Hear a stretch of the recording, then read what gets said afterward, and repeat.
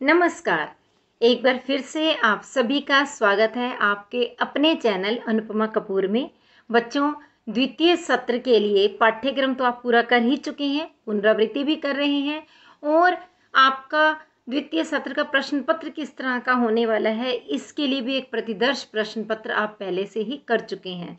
लेकिन आप ये भी जानते हैं कि जितना अधिक अभ्यास करेंगे उतने अधिक अच्छे अंकों की संभावना बनी रहती है, इसीलिए अभ्यास बहुत ज़रूरी है।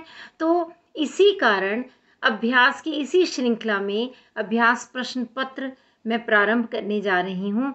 हर वीडियो में अब आपको एक एक अभ्यास प्रश्न पत्र मिलेगा, जिसके द्वारा आप सीबीएसई के दिशा निर्देशों के आधार पर किस तरह से पेपर बनना है, आपका प्रश्न पत्र कैसा आना है, ये जान पाएंगे और आपको महत्वपूर्ण अंश भी पता चलेंगे। साथ ही साथ यह भी समझ में आएगा कि किस प्रकार के प्रश्नों के उत्तर आपको कैसे देने हैं।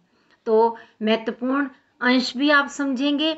इस प्रश्न पत्र में कुछ प्रश्न तो ऐसे होंगे कि जिनका केवल प्रारूप याद कर लेने मात्र से आप स्वयं ही परीक्षा में वो प्रश्न कर पाएंगे, अपने आप ही लिख पाएंगे। परंतु कुछ प्रश्न ऐसे भी होंगे जिन्हें कि आप सही सही उत्तर जानना चाहेंगे। तो आज के इस वीडियो में आप पूरा का पूरा प्रश्न पत्र यहाँ समझ सकेंगे। तो चलिए शुरू करते हैं प्रश्न पत्र। परंतु उससे पहले यदि अभी तक आपने चैनल को सब्सक्राइब नहीं किया है वह कर लीजिए, और यदि आपको यह वीडियो उपयोगी लगे तो इसे लाइक व शेयर करना भी मत भूलिएगा। साथ ही साथ बेल आइकॉन को भी दबाइएगा ताकि आपको मेरी हर लेटेस्ट वीडियो की अपडेट्स भी तुरंत मिलती रहें। सैंपल पेपर में सबसे पहले तो कुछ सामान्य निर्देश हैं, जिससे हमें पता चल रहा है कि इस प्रश्न पत्र के अंदर दो खंड होंगे, खंड अ और खंड ब। खंड अ में कुल 4 प्रश्न और खंड ब में 5 प्रश्न पूछे जाएंगे। तो हम देखते हैं खंड अ को, जिसके अंदर पहला प्रश्न जो है वह है किसी एक विषय पर रचनात्मक लेख लिखने का। भ्रष्टाचार की समस्या, प्रगति की दिशा में बढ़ता भारत, हमारी वन संपदा और उसकी सुरक्षा, ये 3 विषय हमें यहाँ पर दिए गए हैं। तीनों में से किसी एक पर लिखना है। यह आप अपने आप से बना करके लिख सकते हैं। करीब करीब 1 पेज का आपको ये रचनात्मक लेख लिखना होगा। जहाँ कहीं आप अटक जाएं, आप अपने मन में यह सोचिए कि जो हमारे 6 ककार होते हैं उन्हीं ककारों के उत्तर ढूंढने का प्रयास कीजिए। यानी ये समस्या क्या है, क्यों है, कैसे होती है, इससे हम किस तरह से छुटकारा पा सकते हैं। इस तरह अगर आप प्रश्न अपने दिमाग में रखते जाएंगे तो वाक्य अपने आप सामने आते रहेंगे, जिन्हें आपने एक सुसंबद्ध तरीके से एक अच्छी तरह से तालमेल बनाते हुए लिख डालना है। तो यह आप अपने आप कर ही सकते हैं। दूसरा जो प्रश्न है पत्र लेखन वाला, जिसमें पहला पत्र तो समाचार पत्र के संपादक को लिखना है कि अपने क्षेत्र में बिजली संकट से उत्पन्न कठिनाइयों की ओर ध्यान आकर्षित करते हुए। यह भी प्रारूप आपको अच्छी तरह से आता है, आप पत्र अपने आप करेंगे। और अथवा के बाद जो दिया गया है वह है नगर निगम के स्वास्थ्य अधिकारी को लगभग 120 शब्दों में शिकायती पत्र लिखिए, जिसमें शहर में फैली गंदगी के कारण डेंगू और चिकनगुनिया को रोकने की प्रार्थना की गई हो। कुछ सुझाव भी दीजिए। तो यह भी प्रारूप बिल्कुल वैसा ही होता है जैसा संपादक के नाम पत्र वाला, केवल ऊपर जिसे हम भेज रहे हैं पत्र, वो प्रेषक का और जिसे जो प्राप्त करता है उसका पता आपने बदल देना है। बाकी तरीका वही का वही है। ये पत्र मुझे लगता है आप अच्छी तरह से स्वयं ही कर सकते हैं। हम मुख्य रूप से यहाँ प्रश्नों पर जो चर्चा करेंगे वो है तीसरे प्रश्न से। तीसरा प्रश्न देखिए, नाटक के प्रमुख घटक कौन कौन से हैं और कहानी के तत्वों पर संक्षेप में प्रकाश डालिए। पहले हम नाटक के घटकों की बात करते हैं। घटक पूछा जाए या तत्व पूछे जाएं, बात एक ही होती है। और नाटक के प्रमुख घटक कौन से हैं? पहला तो है समय का बंधन, दूसरा शब्द, तीसरा कथ्य, चौथा संवाद, पांचवा द्वंद्व या फिर प्रतिरोध, छठा चरित्र योजना, सातवां भाषा शिल्प, आठवां ध्वनि योजना, नौवां प्रकाश योजना, 10वां वेशभूषा और 11वां है रंगमंचीयता।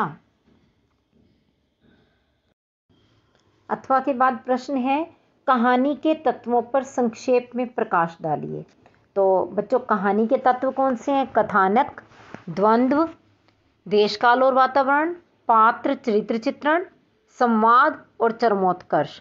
संक्षेप में प्रकाश डालना है तो हर एक बिंदु पर आप कम से कम 2-2 वाक्य लिखेंगे। जैसे कथानक के लिए कह सकते हैं कि यह कहानी का प्रारंभिक नक्शा होता है जिसमें प्रारंभ से लेकर अंत तक की कहानी की सभी घटनाओं और पात्रों का संक्षेप में उल्लेख होता है। ऐसे ही द्वंद्व के बारे में आप बता सकते हैं, द्वंद्व कथानक को आगे बढ़ाने वाला है, कहानी में रोचकता लाने वाला है। द्वंद्व के माध्यम से कहानी में नाटकीयता आती है। और इसी प्रकार देश काल वातावरण के बारे में आप कह सकते हैं कि हर घटना का अपना देश काल और वातावरण होता है और कहानी को रोचक व प्रामाणिक बनाने के लिए यह अत्यंत आवश्यक तत्व है।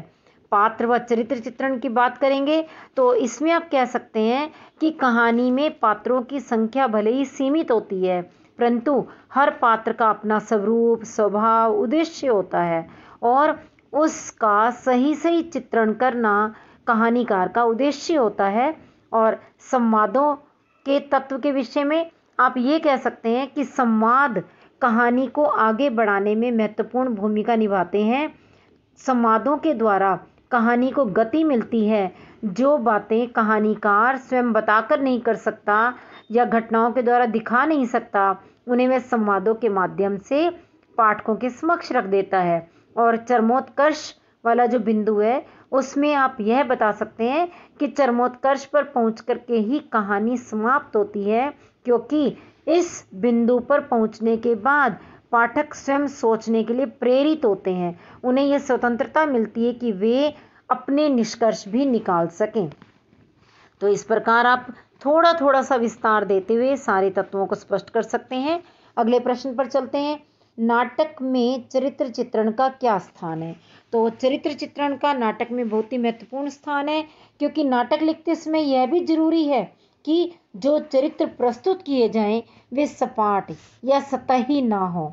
नाटक में चरित्रों का विकास इस तरह से किया जाना चाहिए कि वे स्थितियों के अनुसार अपनी क्रियाओं प्रतिक्रियाओं को व्यक्त कर सकें। नाटककार नाटक के कथानक के माध्यम से जो कुछ भी कहना चाहता है उसे वह अपने चरित्रों और उनके बीच में होने वाले संवादों के द्वारा ही अभिव्यक्त करता है। पात्र के संवाद जितने ज़्यादा सहज और स्वाभाविक होंगे उतना ही वे दर्शकों के मर्म को छू पाएंगे। अगला प्रश्न, नाटक में द्वंद्व का क्या स्थान है? तो इसमें हम बताएंगे द्वंद्व नाटक को जीवंत बनाते हैं क्योंकि जब कोई भी दो चरित्र आपस में मिलते हैं और उनके विचारों के आदान प्रदान में टकराहट पैदा होती है तो द्वंद्व की स्थिति आती है। रंगमंच प्रतिरोध का सबसे सशक्त माध्यम है, वह कभी भी यथास्थिति को स्वीकार नहीं कर सकता। इसी कारण हमेशा ही नाटकों के अंदर अस्वीकार की स्थिति बनी रहती है। जिस नाटक में जितना अधिक असंतुष्टि, छटपटाहट, प्रतिरोध या अस्वीकार जैसा नकारात्मक तत्व होगा उतना ही अधिक वह नाटक सशक्त और गहरा प्रभावशाली सिद्ध होगा। अगला प्रश्न देखते हैं। समाचार लेखन में किन किन बातों का ध्यान रखना चाहिए? तो 2 अंक का है, कम से कम 2 बिंदु बताने हैं। एक बिंदु आप बता सकते हैं समाचार लेखन उल्टा पिरामिड शैली में सरल, सहज, सुबोध भाषा में किया जाना चाहिए। दूसरा, जो भी समाचार लिखा जाए वह तथ्यों से परिपुष्ट होना चाहिए। अगला प्रश्न, 6 ककार कौन कौन से हैं? तो क से प्रारंभ होने वाले वे शब्द जिनसे प्रश्न बनते हैं यानी क्या, कौन, कहाँ, कब, क्यों और कैसे। आगे बढ़ते हैं। अगला प्रश्न है, देश में किसानों की बदहाली और आत्महत्या की बढ़ती घटनाओं पर एक आलेख तैयार कीजिए। बच्चों मैंने पहले ही बताया कि जब भी इस तरह का कोई आलेख वाला या फीचर वाला प्रश्न आएगा, रचनात्मक लेख होगा, आप उसमें अपने मन में प्रश्न सोचिए कि क्या है, क्यों है, कैसे है, इस तरह से उसके ऊपर अपने आप से एक पेज का आप रचनात्मक लेख लिख डालेंगे। ये फीचर भी इसी तरह से करना है। देश में वीआईपी कल्चर के प्रति आक्रोश देखा जा रहा है। सरकार के प्रयास और जनता की प्रतिक्रिया को ध्यान में रखकर एक फीचर तैयार कीजिए। तो ये आलेख और फीचर आप अपने आप से करेंगे। आगे हम देखते हैं 5वां प्रश्न, जो कि इस प्रकार से है, नागमती की व्यथा का वर्णन अपने शब्दों में कीजिए। बच्चों ये 3-3 अंक वाले प्रश्न हैं। तो नागमती की व्यथा का वर्णन करते हुए आप क्या कह सकते हैं कि नागमती अपने पति रत्नसेन के विरह में बहुत अधिक व्याकुल है। शीत के कारण उसकी अवस्था बहुत ही बुरी है। वह अपने पति की याद में बुरी तरह से तड़प रही है और इसीलिए वह कौवे और भंवरे के माध्यम से अपने पति के पास संदेश पहुंचाना चाहती है। उसे ऐसा लगता है कि इस समय उसके शरीर का रक्त सारा का सारा बह गया है, उसका मांस गल गया है, हड्डियां शंख के समान हो गई और वह यह कहती है कि अब तो मैं सारस की भांति अर्श में चीखती रहती हूँ, कम से कम इस मरी हुई के पंखों को तो आकर के उसके पति समेट लें। और वह अघन मास, पूस मास, माघ और फागुन, इन महीनों में हर महीने के बीतने के साथ साथ शीत के बढ़ने के कारण और अधिक व्याकुल होती चली जा रही है। वह किसी न किसी माध्यम से अपने पति के पास संदेश भेजना चाहती है और यहाँ तक कि मर करके भी मिलने की आस नहीं छोड़ती और इसीलिए वह यह चाहती है कि मैं अपने शरीर को जलाकर राख कर दूं, ताकि वह राख भी कहीं जा कर के शायद उस रास्ते पर गिर जाए जहाँ पर उसके पति अपने पैर धरें। तो इस प्रकार नागमती पूरी तरह से विरह में तड़पती हुई दिखाई गई है। अगला प्रश्न है, विद्यापति के पद के आधार पर बताइए कि प्रियतमा के दुख का क्या कारण है।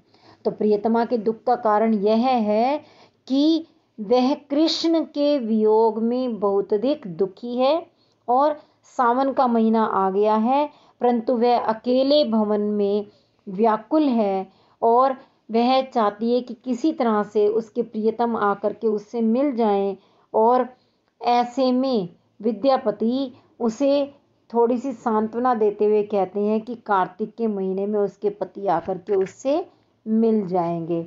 अगला प्रश्न है, राम का चरित्र चित्रण कीजिए। तो राम के चरित्र के विषय में भरत राम का प्रेम के आधार पर हमें कौन कौन सी विशेषताएं पता चलती हैं। पहली कि राम अपने अनुज व अपने प्रजाजनों से बहुत अधिक प्रेम करते थे। वे अपने भाई को खेल खेल में दुखी नहीं देख सकते थे और इसी कारण खेल में भी उसे हारता हुआ देख करके जिता देते थे। उनका स्वभाव ऐसा था कि मार्ग के सांप और बिच्छू तक भी अपना तीक्ष्ण क्रोध छोड़ देते थे और अपना जहर तक त्याग देते थे और वे भी उनके समक्ष शांत हो जाते थे। राम ना केवल मनुष्यों से अपितु जानवरों से भी बहुत अधिक प्रेम करते थे और इसी कारण माता कौशल्या उनके घोड़ों का वास्ता देकर के ही उन्हें बुलाना चाहती है। तो इस प्रकार राम के चरित्र की अनेक विशेषताएं हम बता सकते हैं, परंतु केवल 3 ही बता देना काफ़ी होगा। आगे बढ़ते हैं छठे प्रश्न की ओर। छठा प्रश्न है, कोयल और भंवरों के कलरव का विरणी नायिका पर क्या प्रभाव पड़ता है। तो कोयल और भंवरों के कलरव का विरणी नायिका पर यह प्रभाव पड़ता है कि वह अपने प्रियतम के अतिरिक्त अन्य किसी प्रकार की ध्वनि को सुनना नहीं चाहती और इसीलिए वह उनके कलरव को सुन करके अपने कानों को बंद कर लेती है ताकि उसके कानों में यह ध्वनि भी ना पहुंचे। अगला प्रश्न है, राम के वन गमन के बाद उनकी वस्तुओं को देखकर माँ कौशल्या की क्या दशा होती है। तो इसका उत्तर होगा, माता कौशल्या राम के वन गमन के पश्चात बहुत अधिक व्याकुल है और वह कभी तो उनकी छोटी छोटी जूतियों को अपने हृदय और आँखों से लगाती है, उनके छोटे छोटे धनुष बाण को देखती है, चूमती है और उन्हें देख करके वह इस प्रकार से व्याकुल हो जाती है कि कभी कभी तो उन्हें पहले की भांति ही जा करके प्यार भरे वचन बोलकर जगाने लगती है। परंतु जैसे ही यह याद आता है कि राम तो वन जा चुके हैं, वह एकदम चित्र लिखित के समान ठगी सी खड़ी रह जाती है, जैसे कि कोई मोरनी बिल्कुल स्तब्ध होकर के खड़ी हो गई हो। और ऐसे में कवि को लगता है कि जैसे प्रीति भी मोरनी के समान सीखी हुई हो, सीखी सिखाई गई हो। और अगला है 7वां प्रश्न, लेखक के अनुसार स्वातंत्र्योत्तर भारत की सबसे बड़ी ट्रेजेडी क्या है? तो इसका उत्तर होगा, लेखक के अनुसार स्वातंत्र्योत्तर भारत की सबसे बड़ी ट्रेजेडी यह है कि लोग अपने ही देश में शरणार्थी बनकर रह गए, जिन्हें लेखक ने आधुनिक शरणार्थी का नाम दिया है। आधुनिक भारत के शरणार्थी जो कि अपने ही देश में औद्योगिकरण की आंधी के कारण विस्थापित होने पर मजबूर हो गए। उन्हें अपना घर बार और उद्योग, अपना काम धंधा सब कुछ छोड़ करके दूसरे स्थानों पर चले जाना पड़ा और वापिस वे अपने मूल निवास स्थान पर नहीं जा पाए। अगला प्रश्न है, संभव को दूसरा देवदास क्यों कहा गया? इसके औचित्य पर प्रकाश डालिए। तो इसका उत्तर होगा, संभव को दूसरा देवदास इसलिए कहा गया है क्योंकि जैसे शरत चंद्र जी के उपन्यास देवदास में नायक देवदास पारो के लिए बहुत अधिक बेचैन था, ठीक इसी प्रकार इस कहानी का नायक संभव भी पारो के लिए बेचैन है। वह उससे पुनः मिलना चाहता है, उसे दोबारा देखना चाहता है और इसी कारण वह गलियों में उसे ढूंढता फिरता है।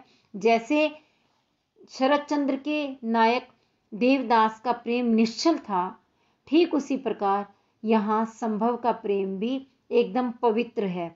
वह केवल उस लड़की को दोबारा देखना चाहता है जो कि उससे हर की पौड़ी पर मिली थी।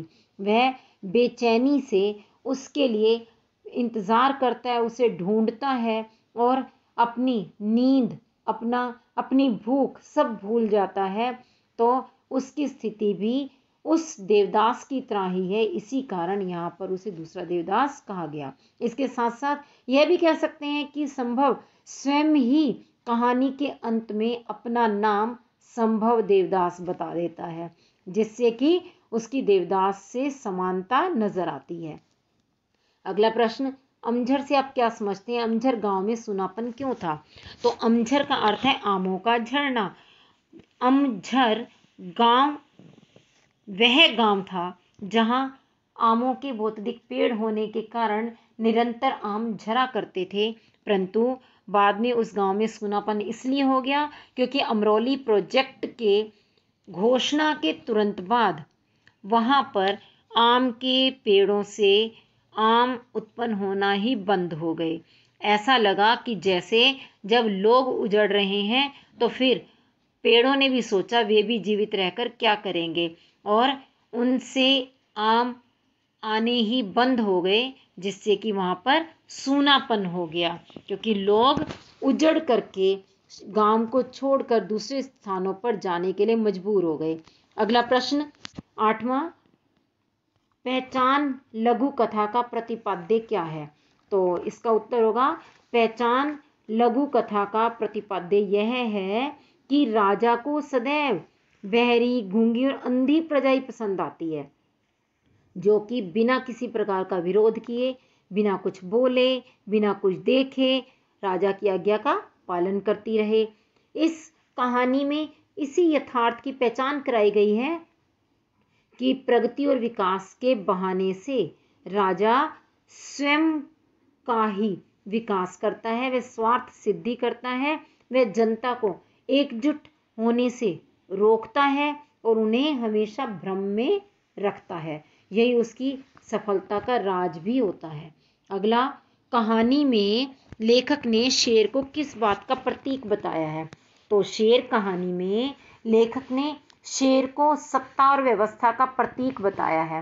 वह यह कहता है कि सत्ता केवल तभी तक खामोश रहती है जब तक कि जनता चुपचाप उसकी आज्ञा का पालन करती रहे। विरोध करते ही वह खूंखार हो जाती है। ऊपर से देखने पर तो शेर अहिंसावादी, बुद्ध का प्रतीक और न्यायप्रिय लगता है, परंतु जैसे ही लेखक ने उसके विरोध में अपनी आवाज निकाली तो तुरंत वह खूंखार हो उठा, उसने अपनी वास्तविकता प्रकट कर दी।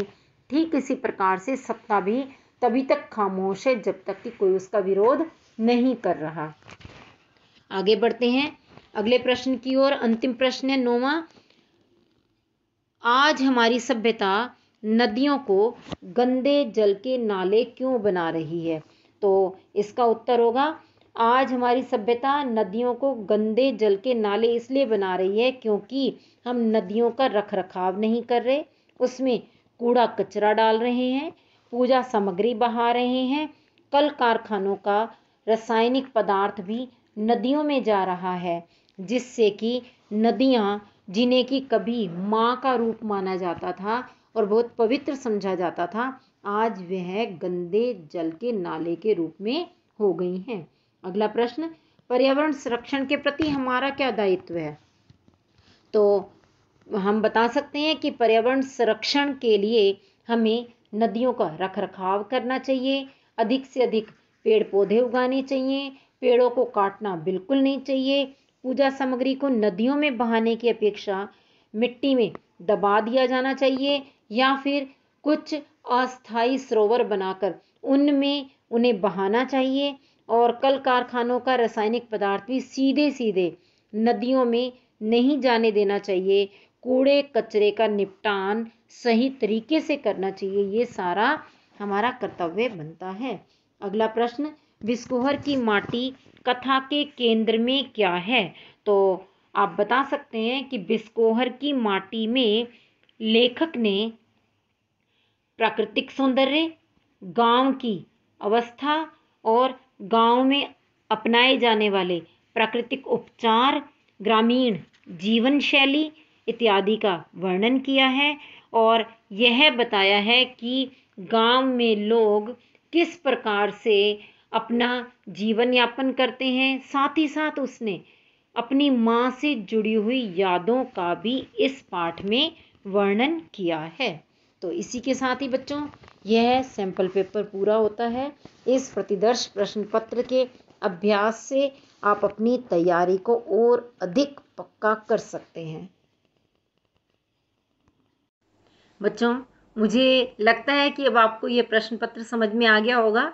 यदि फिर भी कोई प्रश्न ऐसा है जिसे आप अच्छी तरह नहीं समझ पाए तो आप मुझे कमेंट बॉक्स में लिखकर बताइए, मैं उसे पुनः समझाने का प्रयास करूंगी।